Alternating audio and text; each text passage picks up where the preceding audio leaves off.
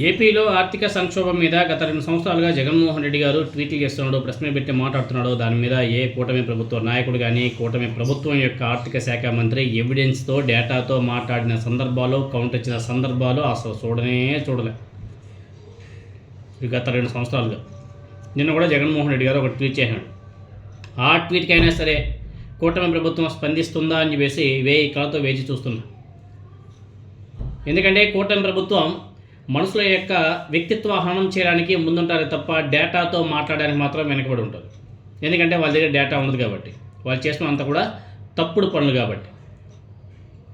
2 ఏళ్లలోనే ముఖ్యమంత్రి నారా చంద్రబాబు నాయుడు గారు అస్తవ్యస్త విధానాలు తీసుకురావడం, అవినీతితో రాష్ట్రాన్ని సంక్షోభంలోకి నెట్టేశాడు అని చెప్పేసి జగన్మోహన్ రెడ్డి గారు ఆందోళన వ్యక్తం చేశారు.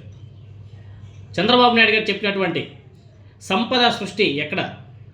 ఆయన చెప్పినట్లుగా సంపద సృష్టించకపోగా రాష్ట్రాన్ని వేగంగా అప్పుల్లోకి తీసుకుపోయి రాష్ట్ర ఆర్థిక సంక్షోభాన్ని సృష్టిస్తున్నాడు అని చెప్పేసి జగన్మోహన్ రెడ్డి గారు ఆగ్రహం వ్యక్తం చేస్తూ ట్వీట్ చేశాడు.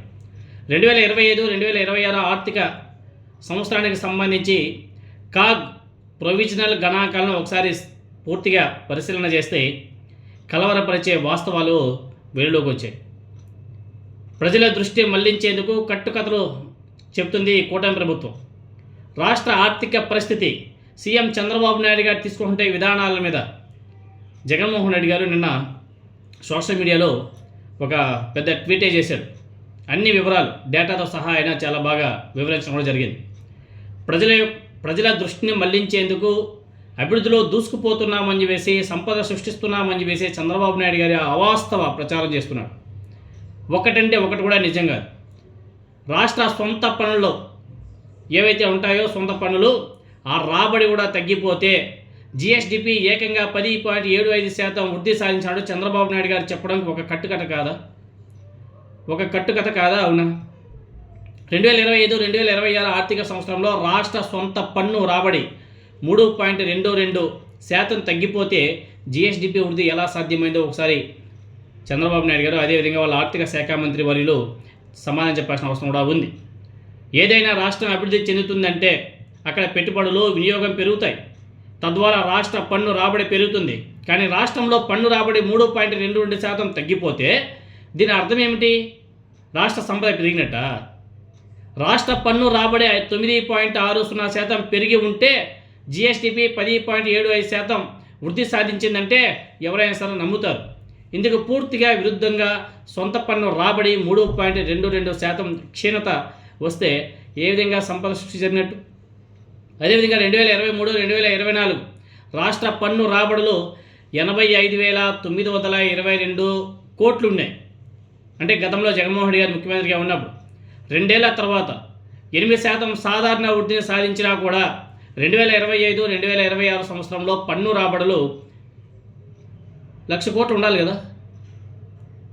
అయితే 2025-2026లో కేవలం 86,552 కోట్లు మాత్రమే సమకూరే. దీంతో ఈ ఆర్థిక సంవత్సరంలో ఈ ప్రభుత్వ హయాంలో సుమారు 13,667 కోట్లు నష్టంలో ఉంది. చంద్రబాబు నాయుడు గారి సంపద సృష్టి గురించి పదే మాట్లాడతారు కదా, ఇదేనా ఆయన సంపద సృష్టి? డేటా ఒకసారి చూసుకోవచ్చు మీరందరూ కూడా. గత ఏడాది ఏపీఎండిసి ద్వారా బాండ్లు జారీతో 9,000 కోట్లు అప్పు చేసినప్పటికీ ఎటువంటి ఆస్తి సంపద సృష్టించలేదు. ఈ మొత్తాన్ని రెవెన్యూ వ్యయానికి ఉపయోగించడం జరిగింది. గత ఏడాది ఆదాయం తగ్గితే ఈ ఏడాది అయినా సరే ఆదాయం పెరిగేలా చూసుకోవాలి కదా. కానీ చంద్రబాబు నాయుడు గారి ప్రభుత్వం అస్తవ్యస్త విధానాలు, అవినీతి చర్యల కారణంగా ఆర్థిక వ్యవస్థ మందగమనంలోకి వెళ్ళిపోవడం జరిగింది. అంతేకాదు 2025-2026 ఆర్థిక సంవత్సరంలో రాబడులు తగ్గడం అంటే టీడీపీ ప్రభుత్వ దూరదృష్టి లేని విధానాలు, అదేవిధంగా అవినీతి పద్ధతులే అవినీతికి కారణాలే అని చెప్పేసి కూడా జగన్మోహన్ రెడ్డి గారు ట్వీట్లో చెప్పడం జరిగింది. ఇంకా ఎక్సైజ్ రాబడుల విషయానికి వస్తే తెలుగుదేశం పార్టీ ప్రభుత్వ మద్యం రిటైల్ కార్యకలాపాలను ప్రైవేటీకరించింది, దుకాణాల సంఖ్యను పెంచింది, అక్రమ బెల్ట్ షాపులను ప్రోత్సహించింది, అక్రమ పర్మిట్ రూమ్లను కూడా తిరిగి ప్రవేశపెట్టింది. ఈ విధాన మార్పులన్నీ కూడా మద్యం వినియోగంలో భారీ పెరుగుదలకు, తద్వారా ఎక్సైజ్ రాబడులకు దారితీయాలి. అయితే ఎలాంటి పెరుగుదల లేకపోతే 8.20% క్షీణత ఎలా నమోదైంది? ఎలా పాసిబుల్? 2024-2025 ఆర్థిక సంవత్సరంలో వచ్చే లైసెన్స్ ఫీజు ప్రభావాన్ని మినహాయించినప్పటికీ వృద్ధి కేవలం 0.93% మాత్రమే ఉంది. ఇది రాష్ట్రంలో విచ్చలవిడిగా పెరుగుతున్నటువంటి అవినీతిని స్పష్టంగా ప్రతిబింబిస్తుంది. గత 2 ఏళ్ల కాలంలో అమ్మకపు పన్ను వసూళ్లు ఎటువంటి వృద్ధిని కనబరచకపోగా వాస్తవానికి తగ్గిపోయాయి. ఇది కూడా ఆందోళనకరమైన ధోరణి. మొత్తంగా రాష్ట్ర సొంత పన్ను రాబడిలో 3.22% క్షీణత నెలకొంది. సంపద సృష్టి అంటే ఇదేనా?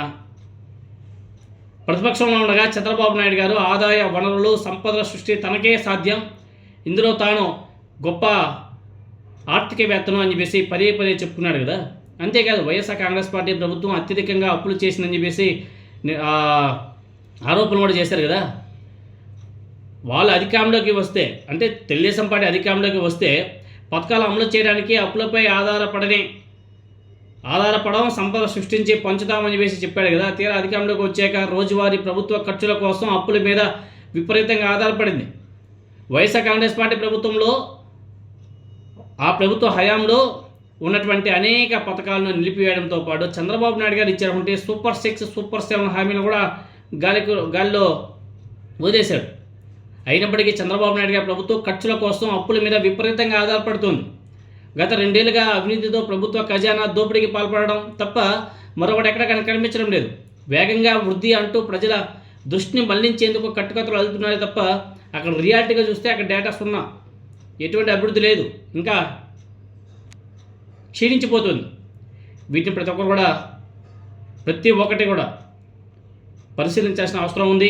చంద్రబాబు నాయుడు గారు అదేవిధంగా కూటమి ప్రభుత్వం తీసుకుంటున్న నిర్ణయాలను ప్రతి ఒక్కరు కూడా ఖండించాల్సిన అవసరం కూడా ఉంది.